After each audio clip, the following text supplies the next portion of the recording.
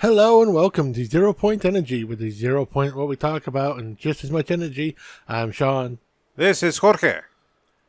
And tonight we are talking about an amazing movie from our childhoods. And that is the 1997 Paul Verhoeven masterpiece, that I will call it, that is Starship Troopers. Okay, I think Masterpiece is a little much, honestly, but it's not a bad movie. I mean, I consider it a masterpiece. In racism, you got a bunch of white people playing Latinos. I mean, that's not masterpiece, that's master class. Seriously, I need to buy the goddamn Nerf gun. I have one. Give me. Maybe for the next episode. I will shoot you. But yes, this movie is full of very white people playing very brown people. Specifically, a couple of Latinos from Buenos Aires, Yes, I mean, played by... the lead role, Johnny Rico, a man born and raised in Buenos Aires, Argentina, is played by a white guy named Casper. It doesn't get any whiter than that. Casper Van Dien is the starring character, Johnny Rico. And then his, I want to say, primary and then secondary love interest named Denise Richards plays Playing- Carmen Ibanez. Yes, and Dina Meyer playing Dizzy Flores, which in the original novelization, Dizzy Flores is a guy. Confused boners everywhere. The return of the Y-boner with a vengeance. Everything's a spectrum now, so get used to it. Yeah, and then rounding out this wonderful ensemble class of early mid-90s misfits, we got Gary Busey's son Jake playing Ace, Doogie Howser himself, Neil Patrick Harris, as the psychic Carl, Mr. Krabs, Clancy Brown, Sergeant Zim, And everybody's favorite asshole, Michael Ironside, playing Jean Rochak. Or and Jean. the greatest Southern belle to ever grace the small screen, Rue McClanahan as biology teacher. Seriously, she looked nothing like herself there. I mean, I think this was shortly before she died. Didn't she die like 99? Around there, yeah. Hold on, let's pull her up. 2010. Okay, she lived a good long time after this movie. So, that's just the power of makeup. I miss the Golden Girls. Yeah, unfortunately, they're all dead now. B. Arthur, Rue McClanahan, and everybody's favorite, dorky, dumb, but adorable and awesome. Betty White. Although, I was always more of a fan of, I honestly forget the actress's name. Ma. Oh, shit, yeah, you're right. The fourth Golden Girl that everybody forgets about. Ha. Ha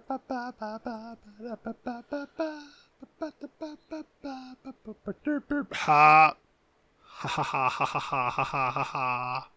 Estelle Getty as Sophia. Sorry, I just had an idea like, wait, it's Petrillo, not Portillo. I was about to make a joke, but it doesn't make sense. Did you want to make a hot dog joke? Yes. But let's be fair, it's a Chicago dog joke. I mean, at the way Sophia was, that literally would be a hot dog down the hallway. No comment. No comment. Back to the movie. Seriously, Starship Troopers was inspired by a novel written in about 1950 something I forget. Give me a second. Let me pull that up. by Robert Heinlein. Robert A. Heinlein. For Heinlein? some reason, there's an important. You have to include the A. Robert A. Heinlein. Yeah, I think there was another author whose name is also Robert Heinlein. Okay, makes sense. All right, let's be frank. You called it a masterpiece. So, Starship Troopers was published in 1959. 59. Okay. You call it a masterpiece in what way? I mean, well, Paul Verhoeven's art house satirical style, which everybody is super familiar with for RoboCop, and he carries that same satire, the same kind of fourth wall break with the "Would you like to know more?" Like those news breaks that are part of Starship Troopers are basically the OCP News Network breaks that you get throughout all the RoboCop movies, and everybody considers RoboCop to be a masterpiece of sci-fi cinema. Why isn't Starship Troopers? I mean, the book Starship Troopers literally is the reason we have the terms Space Marine encoded into the modern syntax. He literally defined mecha in Western sci-fi with the way the mobile infantry is portrayed in his book. So I'd say almost anything that is directly inspired because of Heinlein is a masterpiece. And honestly, I say this is one of Verhoeven's best movies, other than maybe Basic Instinct. Okay, I would say it's one of his best movies, definitely. I prefer the RoboCop ones. I think they're a lot better, but this one seems a little too... On the nose for the satire? No, not even that. Just the pacing is so weird in this movie. It makes sense, don't get me wrong. Like, it in terms of they having to put all the information, or rather, condense it from the book, that I'm fine with. I'm specifically talking about how they're supposed to be teenagers. Then they're supposed to be in their 20s. Then they're supposed to be going to war. They look the exact same. The course of this movie isn't years. Even the course of the book, it's not years. It's months. They go from graduating high school to basic training to war. Okay, fine. That's my fault. I did not get that. From the way it seemed, for me at least, it seemed like they were at least training and then actually going into drills, as it were, for war. Or not for war, rather training, okay, for the first 2 years. That's what it seemed like to me. And then they decided, it's war. You know what? I'm not giving up. Keep going. Yeah, no, they were all still in basic training when the asteroid hits Buenos Aires. That's right after Rico gets his punishment for the squad exercise where one of the other cadets gets shot. He's still in basic training. That's why he's quitting. He's not quitting the military. He's dropping out of basic. Okay, no. That part, yes, I understand that. But I meant specifically after he was... after he got the video from Carmen about how she was going career, that made it sound like, okay, we're out of basic and we're actually doing this for... Yeah, that's literally like 2 months later. Okay, yeah, that's some bullshit. Getting a Dear John video after 2 months? Damn. Yeah, I think the whole course of this movie is a little over 1 year. Okay, I take back my arguments. Okay, fine. Now, in the book, I think that's like 6 or 7 years, so your assessment would be more accurate for the book. So they do hyper condense everything into a 6 months, year and a half timeline. So it's like 6 to 18 months. That's the timeline of the movie, whereas the book is more all-encompassing. Okay, I'll be honest. I just thought it would be more because of how quickly they went through the rank. Rico, it makes sense. People kept dying. Okay, I will not argue that. Yeah. I mean specifically more Carmen, because she was already second chair. Like, there's talent, and then there's, like, in this case, I'd say almost nepotism. A bit. There's also, like, one talent. She got the commendation for when she was on Watch and she dodges that asteroid. That, like, she basically saved the ship. She caused the goddamn incident. True, she caused the incident by changing the course anyways. But her actions of doing the evasion is what saved the entire ship. So she got kind of a combat promotion for that. It's you did good, here's your reward. Yeah, fine. And remember, Xander still outranks her because he was already like lead cadet when she started her training flight. And he gets first chair. He didn't do shit. Like, he's the one who plotted the original course. that Carmen corrected because she found a more optimal line.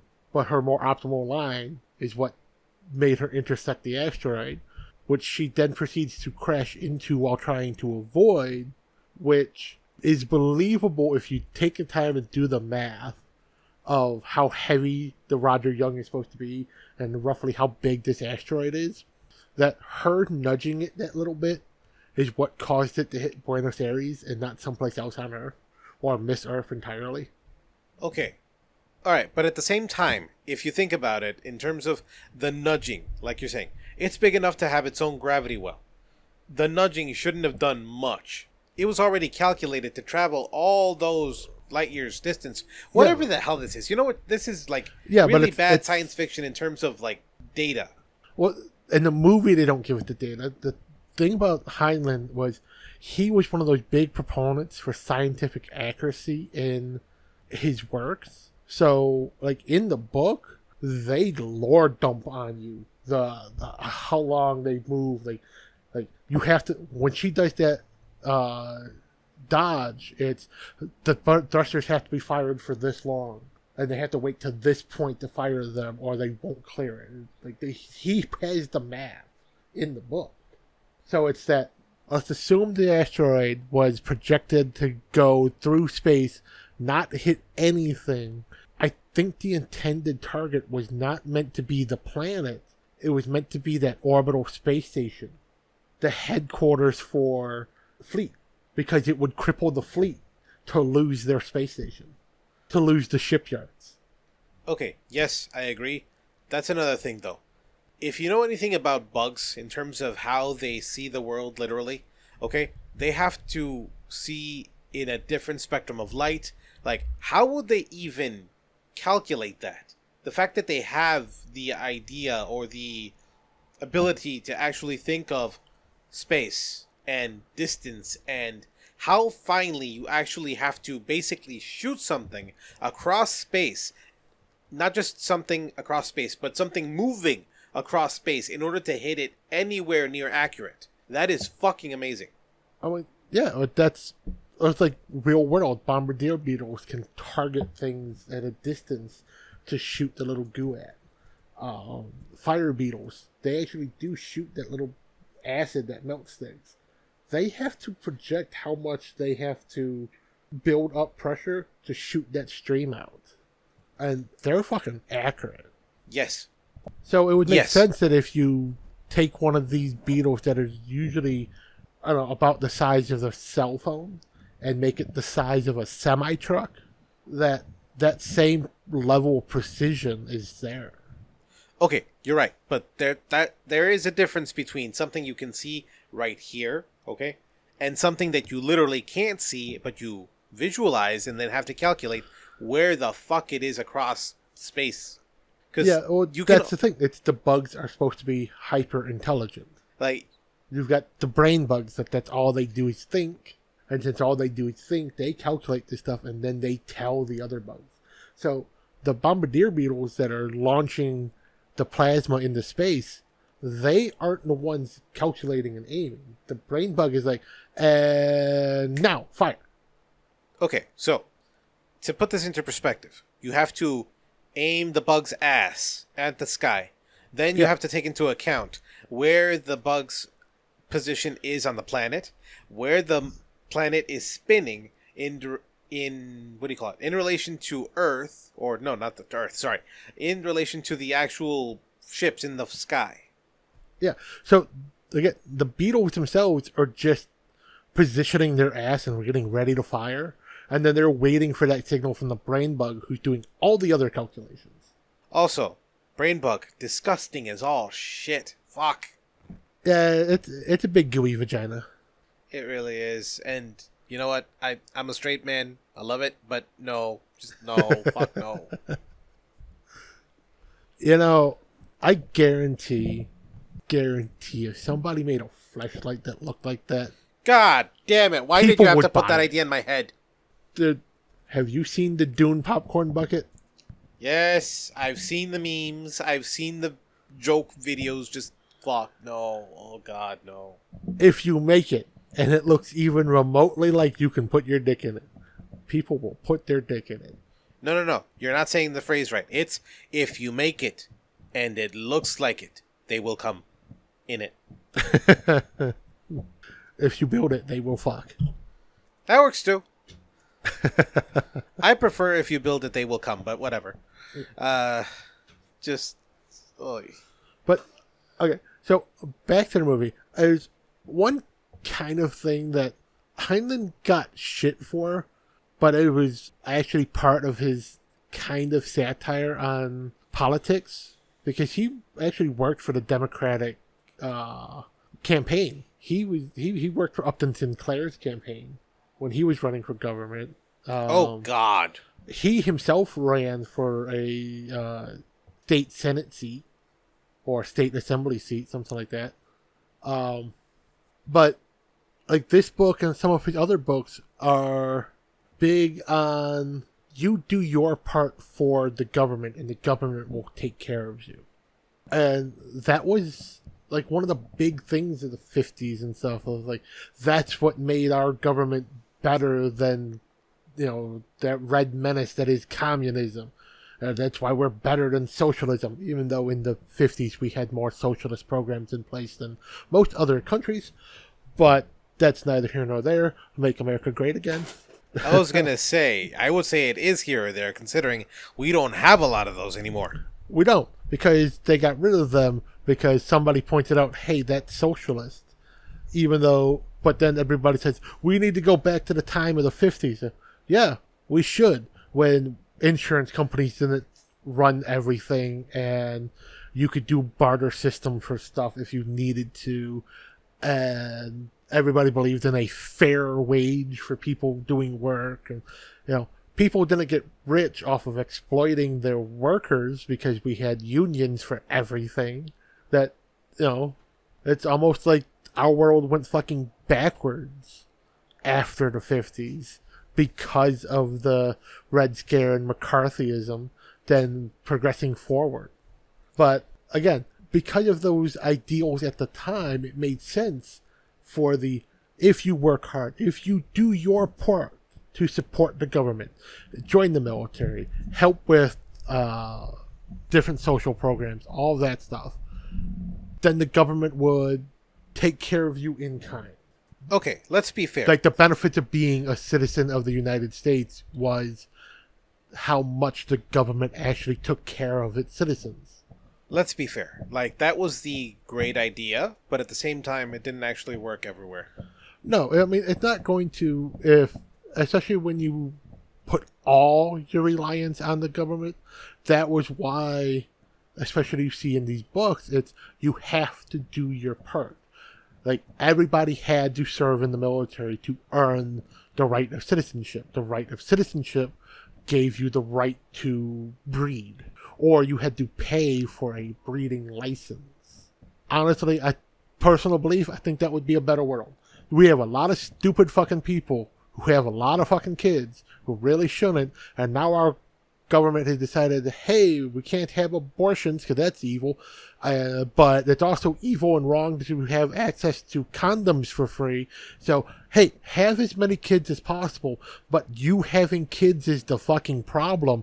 But we're also having a birth deficit where we're not having enough people having kids, so you need to start cranking out those kids, but we're not giving you any incentive to have more. At least back then you had some incentive to have more kids.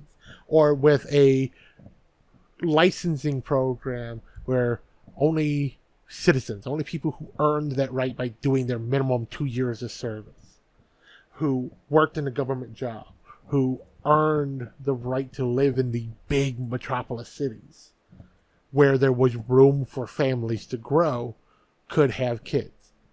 Or the people who didn't become citizens needed to work hard, save up money to buy a breeding license so that they could have kids. Or you had to pay fines because you had a kid without a license. Could you imagine if we fined people for having kids that they couldn't take care of? People would stop fucking. First of all, no the fuck they wouldn't, and you know better. I know for a fact you know better. True. Okay. Hey, hold on. No. Let me respond. Shit. I mean, at the very least, they'd stop not using condoms, or they'd stop using vaginas. Realistically, there are 2 other viable holes. There are 8 more if you're adventurous. Please don't be. 9 more if you're kinky. Okay, moving on. Just, good lord. Okay, specifically, okay, you know for a fact people will not stop, okay? The places with literally the most people being born per day are where people actually have less money. They have, in our views, worse off lives. Yeah, because they're having kids for basically the reason why my family had kids. They need laborers. They need people to do chores around the house. They need people to do yard work. They need people to help on the farms and shit. Like, the people who live in the worse off areas have the most kids because they need the workers. Okay, I'm going to tell you this because of personal experience, okay? One of the bad things about that is, like a good Catholic, and I'm saying this seriously, okay? You're supposed to have multiple kids because a lot of them will die. Most of those families go through that. We're talking about having anywhere from 10 to 20 kids per family. Yeah, but that's also the whole anti-abortion thing of, hey, you know for a fact that if you give birth to this child, it's going to die. Do it anyways. We're not going to give you any type of medical intervention that will help you either not have a stillbirth or not give birth to a child that's going to be physically or mentally disabled. And if you do have a child who's physically and mentally disabled, have another one because you did something wrong the first time. Have as many as possible until you get it right. That's a bad outlook on giving birth. Unfortunately, that's the current outlook of our government and the outlook of the entire Catholic religion. First of all, okay, no, that is not true. You know that. I know for a fact you know that one too. Do I? You've read scripture, and I've seen you read the canon laws. Fuck off. Okay, specifically though, okay? There are rich people right now in the US who are having kids who literally design them on the genetic level because they want to. They have the money to make sure that they have the best genes. We all... Okay, no. I can't say we all know. Anybody educated enough who's actually studied a little bit of genetics knows that's not fucking possible. There are no best genes. Well, thanks to Alabama, that's now illegal too. Because they passed a law that makes it so all embryos, even frozen ones that are used for IVF, in vitro fertilization, they count as humans. So if they die, you get convicted of murder. So when you have to go for multiple implantations, multiple rounds of IVF, and those pregnancies don't take, every single time you spend $20,000 to have an egg and semen put inside you and it doesn't take, that's a murder charge. So guess what the entire state of Alabama decided to do? All the clinics. We refuse to keep the clinics open. We refuse to accept donations. We refuse to accept transportation of embryos, eggs, and viable sperm. The Republican government of Alabama and most Republican senators in Congress currently who agree with Alabama's ruling have basically made it so people who legitimately need IVF therapy can't have it. And the people who want it because they're rich, smug assholes who can afford it and want to have perfect designer babies also can't get it. That's only in Alabama, though. Plus, there are different countries. But, countrywide, a lot of the clinics are like, no, we're not accepting it. If any state is going to accept it, since there's a precedent now that embryos are people, and if an embryo dies, it's a murder charge, then we can't do this. Because what if the power goes off? What if their freezers shut down? Think of all the sperm banks that have thousands of vials of viable semen. Think of the fertilization clinics that have these freezers full of hundreds of thousands of viable eggs. someone forgot to close the freezer door one day, so an entire row of specimens gets contaminated and has to be destroyed.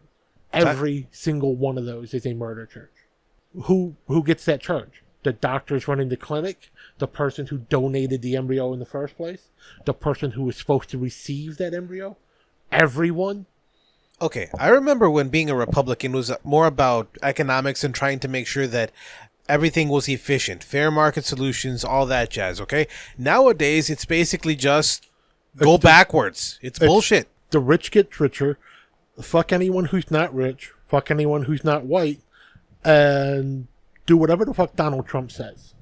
Like, the biggest example of that would be the border bill, which unanimously fucking passed.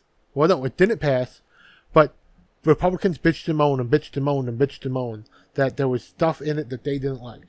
So the Democrats, they removed everything they didn't want. They gave them every fucking concession they asked for.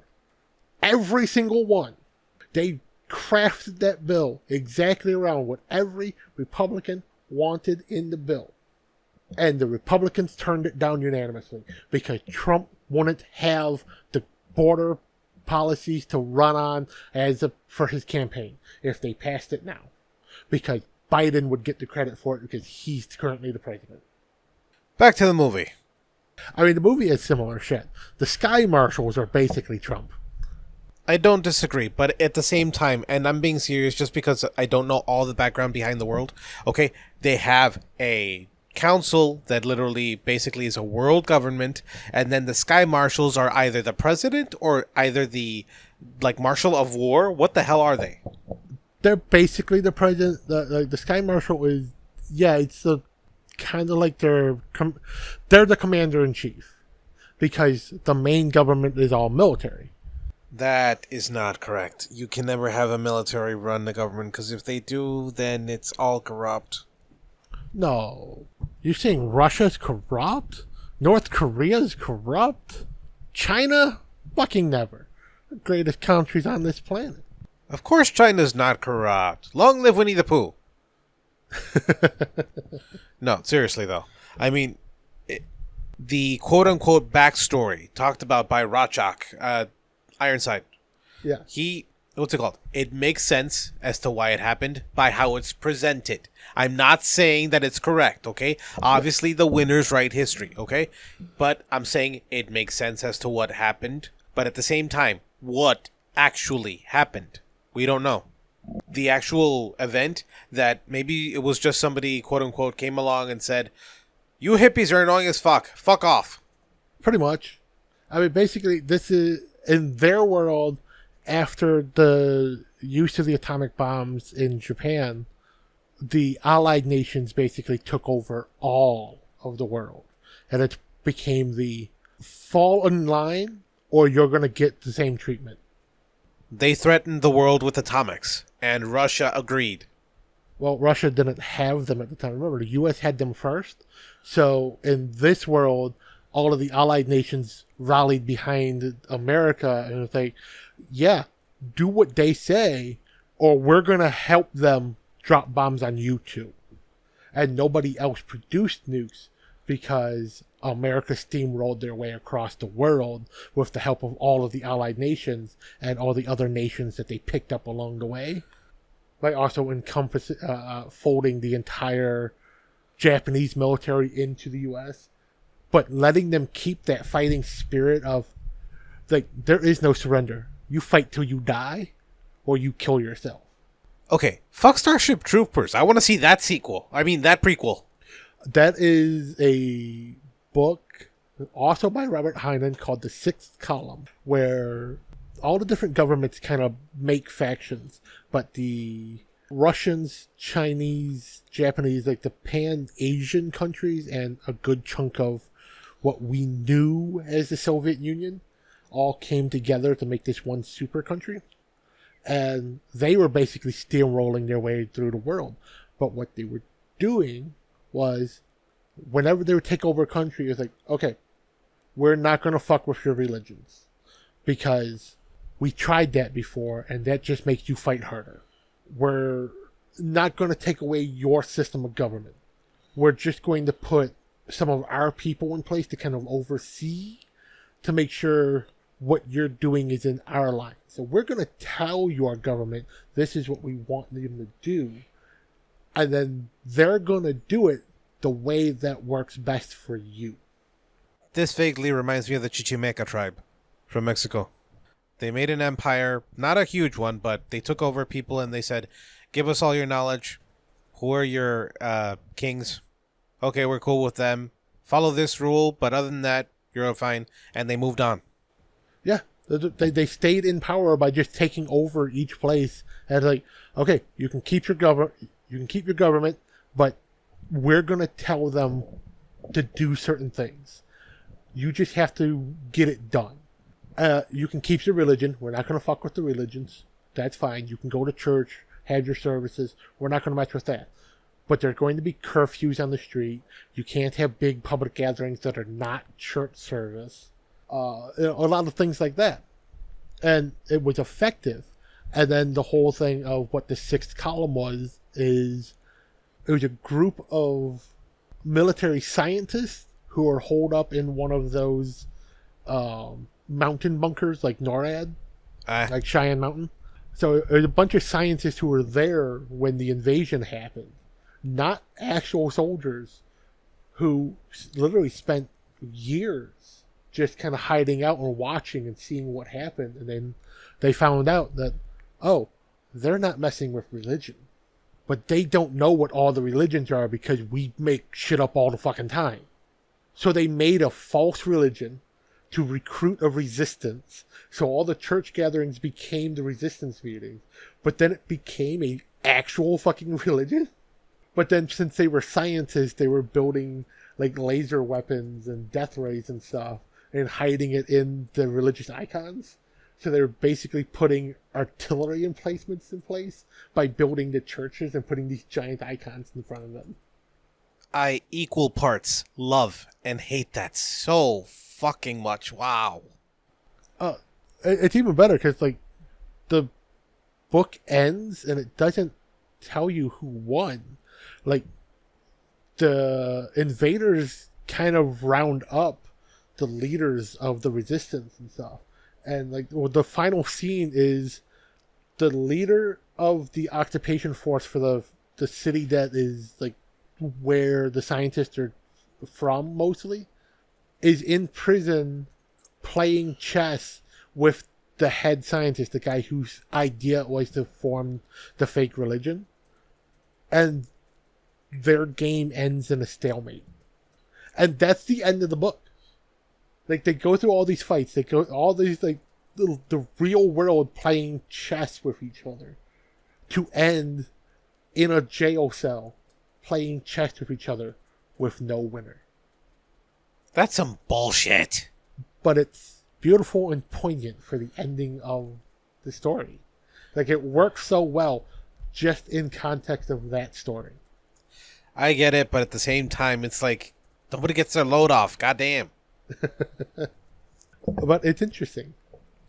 It is. I won't deny that. It's just, I mean, this, okay. I don't remember if we did, no, we didn't. Okay. We watched the Forever Purge a while ago, and, like, looking at it with today's climate and all that shit, it could happen. I mean, even this could fucking happen. People don't care anymore. I mean, the Forever Purge, especially since it focused so heavily on Texas and Southern California and people literally just killing Mexicans because they were Mexican, that is 100% what's currently happening in Arizona, Texas right now. Colorado, too. Colorado, yeah. Colorado is not even a border state. And part of Oklahoma, if I remember correctly. Oklahoma is fucking weird. Yeah, but, like, I mean... They don't count. North Texas. That's right, come at me, motherfuckers. Wait, no. I think part of Colorado, but yes, Oklahoma too. Look, point is, like, we are going fucking backwards, and this movie, it just hits home with that. Yes, it's a fun action sci-fi romp. It's entertaining, but if you can look past that to see the actual criticism to see the actual points that it makes. Like, we have propaganda, we have the 24-hour news cycle, we have everything we're being told about. And I mean, we know what, I'm making this up, but you know what I mean. We know what Trump had for breakfast yesterday, but we don't know what local politicians are doing. Yeah. Like, we know on a national stage we care, but locally we're like, who the fuck is that judge? I don't fucking care. Why the hell do I vote for him? Everything starts local and then builds from there. But everything national we care about because it affects everybody. You have to care about your own backyard, as it were, in order to actually make a change. But nobody cares. It just keeps getting worse and worse because you can't clean it. Everybody old is still there until they die. Mitch McConnell's finally gone. But wait, who the fuck is coming next? Because all he's doing is stepping down from the current position he has. Not until after the election in November, by the way. And then he's still staying on until the end of 2026. And he's just not running for re-election.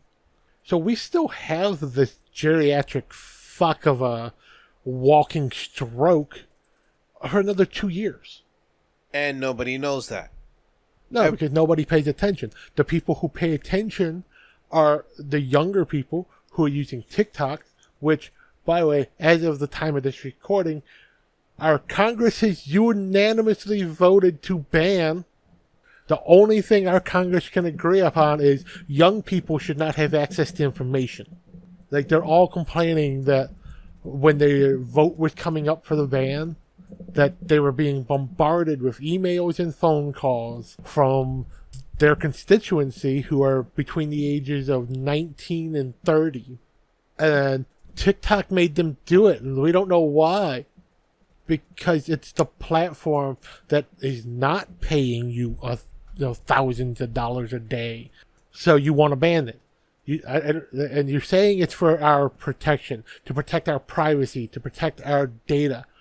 Well, Facebook and Meta, so Facebook, Instagram, they pay, publicly, they pay senators hundreds of thousands of dollars. And they have openly admitted, gone to court for, lost the case and had to pay fines for stealing our data and selling it. You know what TikTok has never fucking done? Stolen our data and sold it. Instagram and Facebook has. They've admitted it. Twitter, Elon Musk says almost every fucking day, yeah, that's the point of the platform, is to get the information. You people love him. You know why? Rich and white. You guys love Zuckerberg. Why? Rich and white. What you don't like is the not rich Singaporean man who you keep declaring is Chinese because you dumb fucks don't know the difference, or you're too old and you're just racist as shit. He's Asian, so he must be Chinese. Like, they're literally the age of, like, they made King of the Hill reality. So what are you, Chinese or Japanese? I'm Laotian. The ocean? What ocean? No, I'm from Laos. It's a country near Vietnam. So you're Chinese or Japanese? Cotton was many things, but yeah, he but was... Then you can take that and literally look at the hearing, the most recent hearing, where they brought the CEO of TikTok in for questioning again for no fucking reason. And I go, are you a member of the Chinese Communist government? No, I'm Singaporean. Do you have ties to the Communist Chinese government? Again, I'm Singaporean. So what part of China do you live in? I live in Singapore. Do you speak Chinese? I speak Mandarin, but so does the entire population of Singapore because it's a common language. So you're Chinese, right? No, sir, I'm Singaporean. Were you ever a member of the Chinese military? No, I served my country proudly in Singapore. So, are you Chinese or Japanese? I'm Laotian. The ocean? What ocean? White people are stupid. They get more so the older they get. Fuck that. Let's not even joke about the white thing anymore. Like, legit, I'm being serious. Like, it's not Yes, old white people are in Congress. I'm not saying that. I'm saying that it's not about being white. In this case, it's about being fucking privileged and stupid as fuck. You think you don't Yeah. need to know any better. You think you don't need to learn. Well, Everybody needs to learn.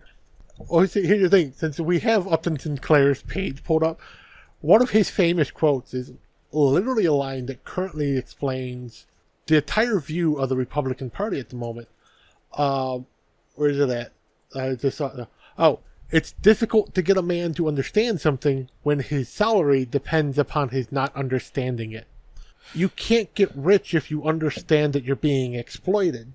So pretend you don't. The rich people prey on the uneducated. They need you to not understand how badly they're fucking you over. And they can tempt you with, hey, you want an extra $5 an hour? How about we don't unionize? How about we don't call OSHA for the safety violation? Sounds good, right?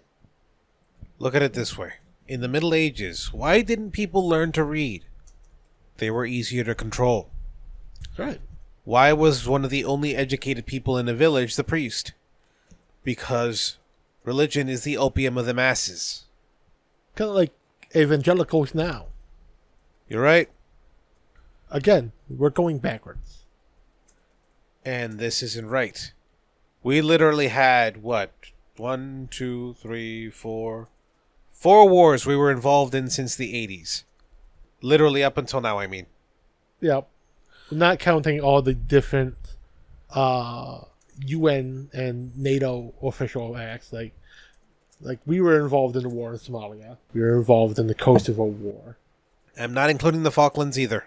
I'm not including the Falklands because we were mostly advisors for that one. But like we provided direct intervention in Kosovo in the 90s. We provided direct intervention in Somalia. I mean, we made a movie about it based on a true story, Black Hawk Down. We had troops on the ground in Somalia. Okay, fine. 6 wars. It's closer to 10. Fine. 10 wars. Okay, that I knew of 4, but apparently 10. Fine. Okay. Some of them were when we were small kids. So, but when I was a small kid, you were an infant for some of them. Okay, my point is, though, wars and needing to fight are supposed to be for a good reason, to cull the population, I'm being serious, or to bring about some kind of advancement. Now, none of these, as far as I can tell, have brought any kind of advancement except for military. There's nothing on the market that's new. I mean, there's some, like the synthetic skin for healing wounds that are made from brine shrimp. That came from... that one I'll give you. I thought you meant something else. That came from some of the horrific wounds that we would see in the first Desert Storm. Technically, GPS technology rapidly increased because of our military's reliance on it. The internet became better and more accessible because of our military's... Military need drives innovation and invention. In some technology, but not a lot. I'll give you the brine shrimp, like in terms of GPS even, but because that's where the money goes. Like, we're not giving money to MIT, we're not giving money to Caltech, we're not giving money to we're not giving money to these technical colleges who should be working on these scientific advancements. We're giving money to the military. The military's recruiting people from these colleges to work on these projects for them. No. Take that funding away from the military, give it to education, and get more educated people in this country. They don't want that because more educated people can see that they're getting fucked over. I mean, that's why it goes back to Trump, but he said in his first 100 days in office, one of his first acts is going to start pushing forward on closing and dismantling the Board of Education. The Department of Education, gone. And going to mandate one federal curriculum that educators are going to have no say in. Congress will tell you what you're going to educate people on. So, a bunch of people who've been alive since the fucking 30s, who refuse to die, who refuse to learn anything new because you can't teach an old dog new tricks, they're going to be in charge of telling everybody what we should and shouldn't learn. Okay, how about we do this? Add to the Constitution. What do you call it? Separation of church, state, and school. I mean, we already have it in the Constitution. There's a separation of church and state. And what do we have? Almost every congressman, senator, presidential candidate currently saying, especially the Republican ones, we're a Christian nation. No, we're fucking not. We are not. There's a separation of church and state. That means church, God, has no fucking say in our government. And every single politician who believes that it's God's will are fucking wrong. I'm just saying that in that same context, the fact that that is supposed to be sacred in terms of government, in our government, make education that sacred. Separation of church, state, and education. Education is knowledge. It's literally fact. Yeah, but whose fact? I'm joking. Hold on. I'm joking with this. The victors write the history books. They are the ones who tell us what we learn. Remember, the textbooks we use in school, the state of Texas decides what is in those textbooks. The state of Texas tells us what all of us get to learn. Okay, like the what do they call it? The Atomic Energy Commission. Make an education commission, separate from the actual government. It's supposed to be. You know what I mean? Okay. You mean like the separate from the federal government banking thing that they created to help make sure that the banks would stop failing? The Federal Reserve, which is now basically pretending that it runs the entire banking system of the country. Our current system of government is corrupt as shit, and if we give them overreach without oversight, it fails. The problem is the people who are part of the oversight committees are the people who are fucking up. If you're over 60, you can't have public office. You're too fucking old. You're too set in your ways. Yes, you have life experience. You've seen some shit in your life. I'll grant you that. And I want to hear your experience. But you have to be open to change. You have to be open to there's a different way of seeing things. The world is not the way it was when you were 20-something. And it's not going to be that way again. Stop trying to make it that way. I think I broke the Jorge. Shut up. I'm actually trying to figure out how I want to say this. I know. I'm just trying to fill the dead silence while you're taking a moment to compose your thoughts, man. Okay. Take a look at Bernie Sanders, okay? He was basically a man out front of his own time because he was for LGBT rights. He was for women's rights. He was for integration. I mean, yeah. Like, how do you get that kind of man? How do you get a man who's, I'm pretty sure, willing to change? Apparently you don't, because even his own party actively works against him to not let him be in office. And that's the thing. He's everything that American voters and American politics loves. He's old, he's white, and he's rich. On top of that, he's even Jewish. He hits all the hallmarks. But he's also actively campaigning against the lack of education, the lack of common knowledge, the lack of...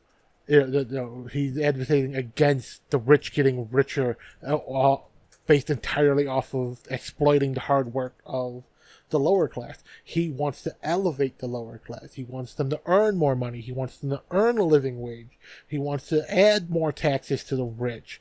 He wants to add more taxes to corporations so they stop getting so rich. He wants to punish companies who are constantly exploiting their lowest wage workers and firing them for wanting even some semblance of respect in the workplace. So he can't hold any higher office than what he's at. Recently, we watched. I'm bringing up an older movie, but recently we watched Oppenheimer. We had people who actually formed committees. They formed grassroots efforts to try to advance unionization, communist ideals, Communist Party, all that jazz. And all of those people were either disappeared, imprisoned, or ostracized from all of their jobs because of that. And that was in the 30s and 40s into the 50s. Those are the people who had the same political beliefs as, going back to the movie we're talking about, Robert Heinlein. The man was a communist. He had very socialistic ideals. Now, but he fine also socialist. Yeah, but he did also serve his country. He was in the Navy. He fought in World War II. He did his part like he was supposed to do. And then he got fucked over for doing it. I mean, if a man who literally served his country couldn't even get ahead, as it were, and I don't mean get ahead money-wise, I mean get ahead to advance his ideas, to put them out there so people actually know them. I mean, he was able to, but that's what his books are. And that's why he will always be a legendary author. I mean, he was one of the very first Hugo winners. No, but what I'm getting at is he put his ideas out there in his book, okay? But he also ran for office. He also tried to actually make some change, okay? He should have been respected. He served his country, but he wasn't. That's what I'm getting at. The fact that he was silenced, he didn't... Because his ideals didn't align with the populace of the day. It's also, he was a member of the third party. Our entire country, our political system only exists in two parties, and it's a fucking flawed system. There are more than two parties. At date, I think there's 50 plus in this country. But when we vote, because we have a primary coming up soon, we have to pick one of two parties. And here in Illinois, where me and Jorge live, we are forcibly required at a primary to declare a party affiliation, or we will not be allowed to vote. You must choose Republican or Democrat at the primary. And then if you don't want to vote for anybody on either one of those ballots, you get a blank one that you can write shit in on. You know... That doesn't get counted. You know, there's plenty of political... Well, not plenty. I know two of them. Madam Secretary and Designated Survivor. Both of the main characters ran to be president. Well, not ran to be president for Designated Survivor, but still. They were independents. And it seems to be a popular trope, I guess, for political dramas to have the independents win. Like, it doesn't seem possible at fucking all. It's not, because our electoral college, the people who pick our president, only count votes for Democrat and Republican. Any vote that is not Democrat or Republican does not get counted. They don't matter. I think it's time for the Pax Americana to end. I believe so too. Back to the movie. So, what did you think of it? I love it. Like, yeah, the movie is not faithful to the book for the most part. I mean, it's got its bits and pieces. I personally, I missed the power armor. That's, the big armament of the mobile infantry. And it sucked that I had to wait 3 goddamn movies and over a decade before that ever became a thing in the movies. And then, even then, you see the armor for 1 5-minute scene towards the end of the third movie in, the Starship Troopers movies. The Starship Troopers 3, Marauders, which I don't get why they named the movie Marauders. Marauder is the name of the model of the mobile armor. All of the advertisements for that movie show that armor on the cover. The poster is Rico in the armor. They so hyped up that the power armor was finally in the movie, and it's barely in the fucking movie. Yeah, I mean... And that was the thing that made Starship Troopers super cool for me when I read the book. Now, I watched this movie as a kid, and I watched this movie growing up. I watched this movie long before I read the book Starship Troopers. I did not read Starship Troopers until I was in my 3rd or 4th year of high school. So that was almost 10 years after this movie came out. This movie came out in 1997. I was in my last year of high school in 2004. I saw this movie on TV in, I want to say, 2002. Yep. And I love the movie. It was awesome action. I thought it was creepy as hell that we had big-ass bugs and they would eat your brain. Good lord, that scene still fucking haunts me to this day. There is one thing I'd like this movie for, and it's not just because I like tits, although I do like tits. But it's one of the views Heinlein had in a lot of his books, and it's, one, their whole do your part and become a citizen, but it's also, because of you doing your part and becoming a citizen, all citizens are equal. So there's no, like, in the military, it's a mixed gender platoon, which does co-ed showers, co-ed bunk rooms.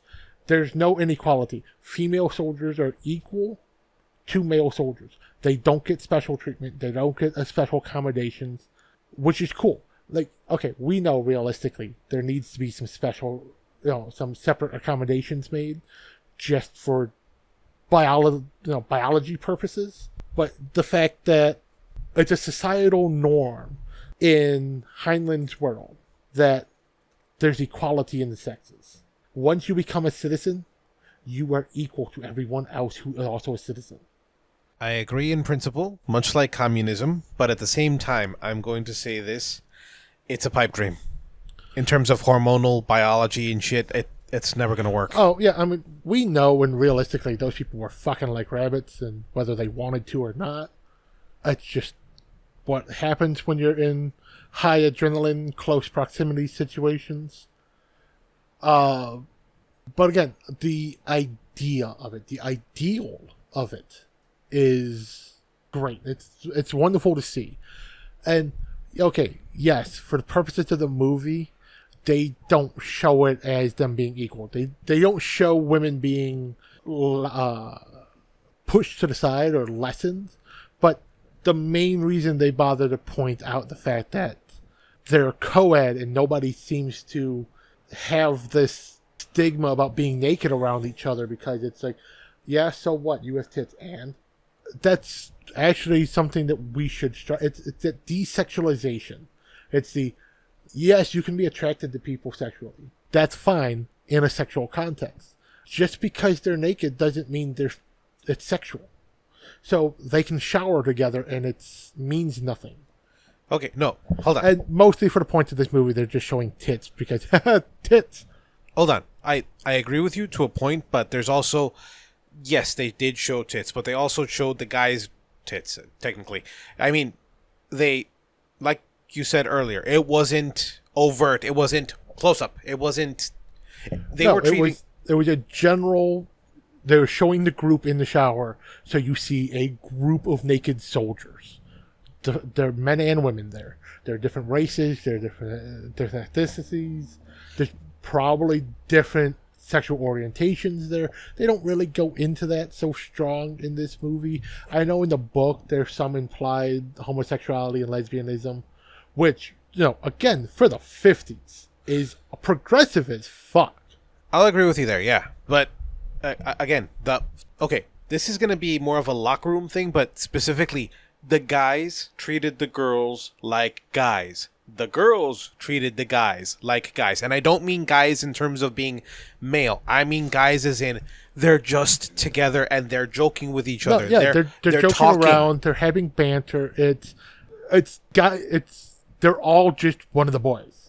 Yeah, that's the best way to put it. One of the boys. Yeah. Like, because, again, it's not like they were teasing, like, holy shit, you got a huge... No. It was literally just joshing each other. It was joking. It was...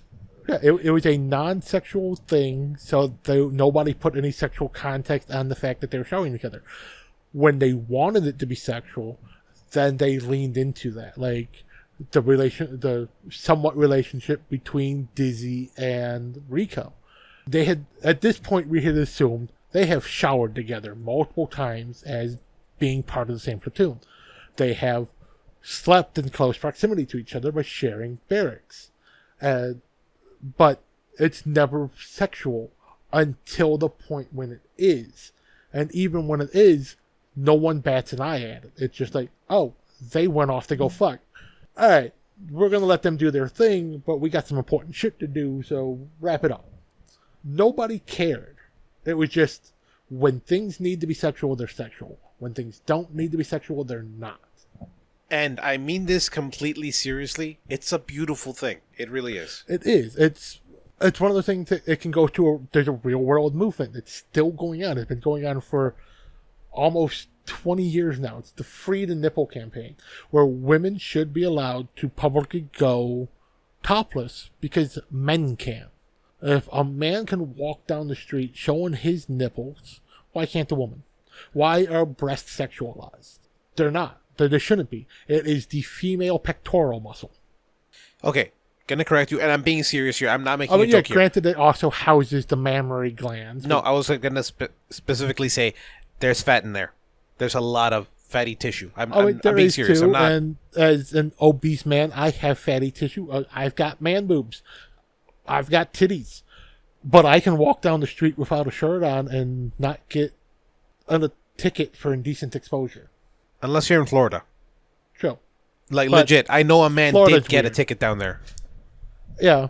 I mean, it happens, especially when they're massive, but the whole, just in general thing of is why do we put so much sexual emphasis on the entire female form? It's not, unless it is. Like, legit, I would like to see some kind of sociological / archaeological explanation about, like, Sparta. I know for a fact that women had either both breasts bared or one of them with their togas or whatever the dresses were. Yeah. But that's also, especially with Spartan society, women had the power because, like, men were in charge, but women had more power because women gave birth to Spartan men. You couldn't have these perfect, powerful specimens of male virility without a female. That made them better. Women were better than men because they gave men children. We should go back to that. Yeah, men can keep the power they have, but women should be elevated to a higher status. Not a sexual status, but a more respected status, because you can't have powerful men unless a woman gave birth to them. That's dangerous talk. We might go to Barbie Land with that. Hey, Barbie was a good movie. I liked Barbie Land. Okay, Ken, you can go there. I'm gonna stay here. Okay, I mean, I liked Barbie Land at the end of the movie, not the beginning of the movie. Okay, Ken. Okay, again, you can stay there. Okay, and I'm not being sexist when I say this, okay? Women, yes, have special permissions, okay? They have, what do you call it? When a ship is going down, like the Titanic, women and children first, okay? Why? Because men are expendable. We are, okay? Women can have more children. They can have men. They can have women. They can produce more. Men can't, not alone. Yeah, and that's literally the reason for it. Everyone always wants to say that seems sexist and chauvinistic to do women and children first. No, children grow up to be the future generation, and women provide a future generation. They don't need the same man to have another child. They can find another one. And unfortunately, in our society, sometimes unwillingly, but that's a different discussion. Okay, now, specifically though, okay? Recently, there's been an attack on men in that regard because don't open the door, don't be chivalrous. What do you call it? I'm gonna go down with the ship. You go away. Yeah, it's another step backwards. It's that not understanding why that concept was put in place. It's just like the whole men walk on the curb side of the street to protect the woman from getting hit by a carriage or hit by a car. And why?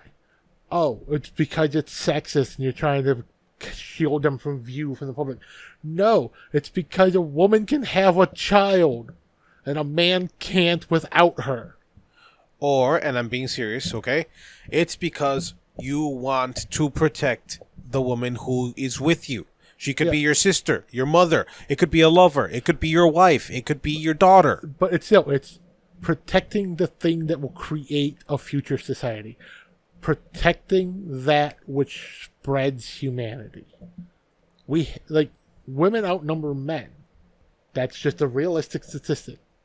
Not by much, unless you're in Russia. Much, in which case, it's about 50... No, 2-1. Yeah, I know it's not by a lot, but they do. And it's close enough to 2-1 to say it's 2-1. It's like 1.3 something.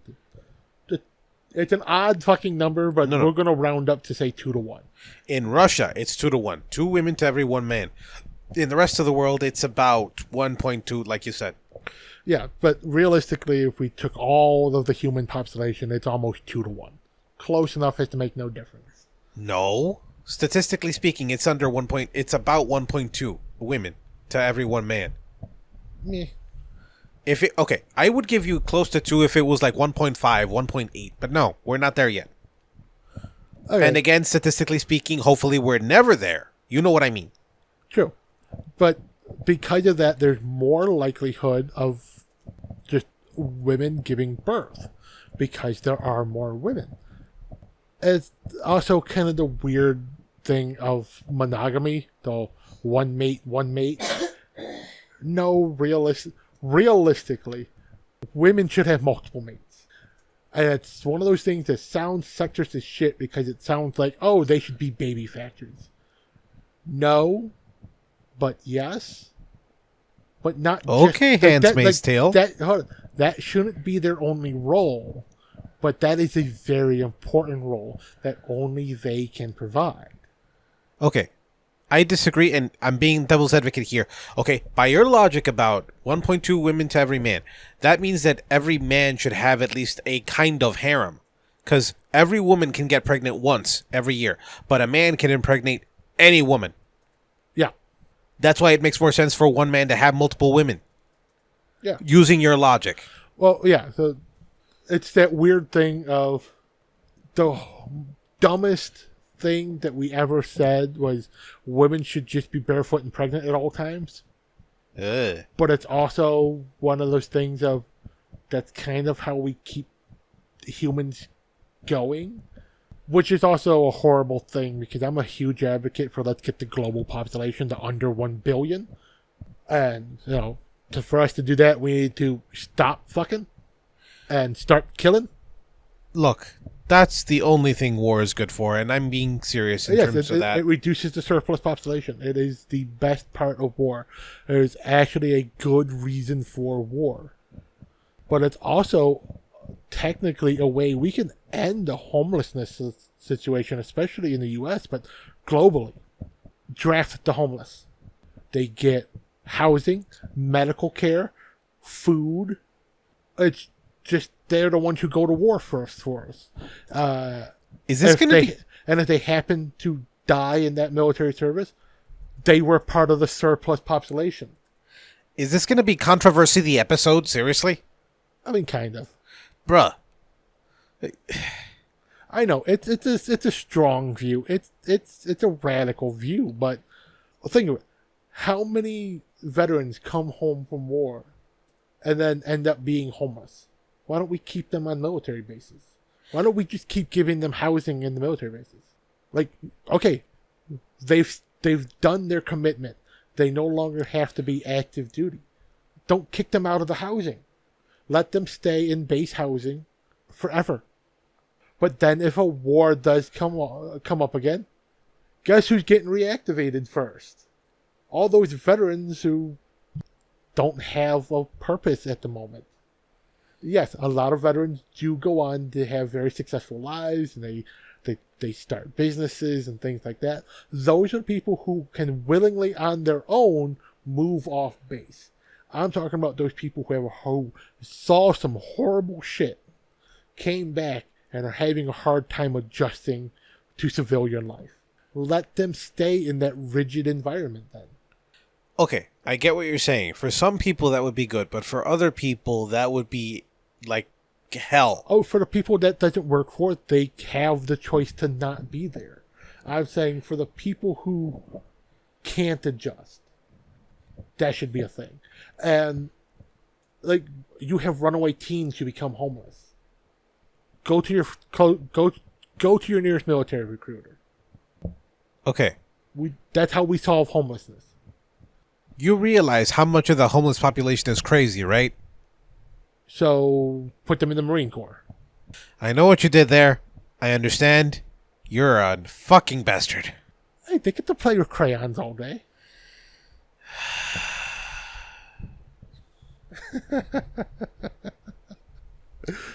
Okay, my point of view on this movie specifically. I used to like the idea of mandatory military service. 2 years, but not the whole until we don't need you thing that they say in this movie. 2 years. You learn how to serve your country. You learn how to actually use a gun. You can... What's the word? You can... If ever it's needed, you can go Wolverines and actually help people, save people.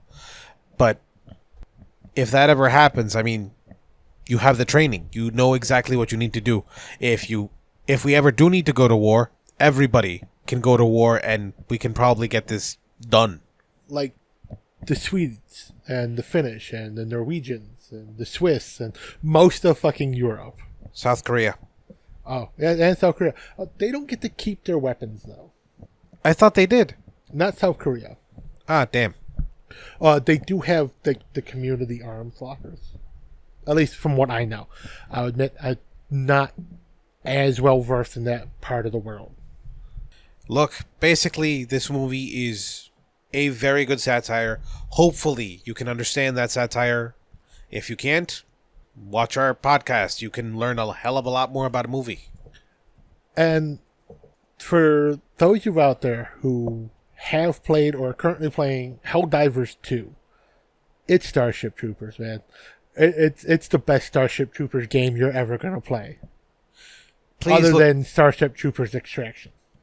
Please look into the lore. Actually learn what it means. Learn about the satire. Because it means a hell of a lot more now. It really does. Yes. Honestly, watch the movie. Watch all the Starship Troopers movies. There's a good anime movie. There's 3 live-action movies. One of them's really good because it's really accurate to the book. That's the second movie. Watch it all. Honestly, the animated series from the 90s was also pretty good. A better take on it would be the anime Blue Gender. That is Starship Troopers perfectly. Also, read the book. It's a great book. Read a lot of the books by Robert A. Heinlein. Like I personally would highly suggest For Us the Living, Sixth Column, Stranger in a Strange Land, and Starship Troopers. I'm going to expand on that specifically. Basically, anybody who's ever won a Hugo or Saturn Award. Science fiction is written not just for entertainment, for seeing what are the possibilities for the future, satirizing the present, and also seeing what the fuck we could become and hopefully trying to prevent it. It's literally hope incarnate. Yeah. With that, I think we're going to end this one. Yeah, that sounds like a good stopping point. So, with that, we're going to say goodbye. Be good to one another. I forgot what I say. Keep the faith, buddy. Keep the faith. Bye. Bye-bye.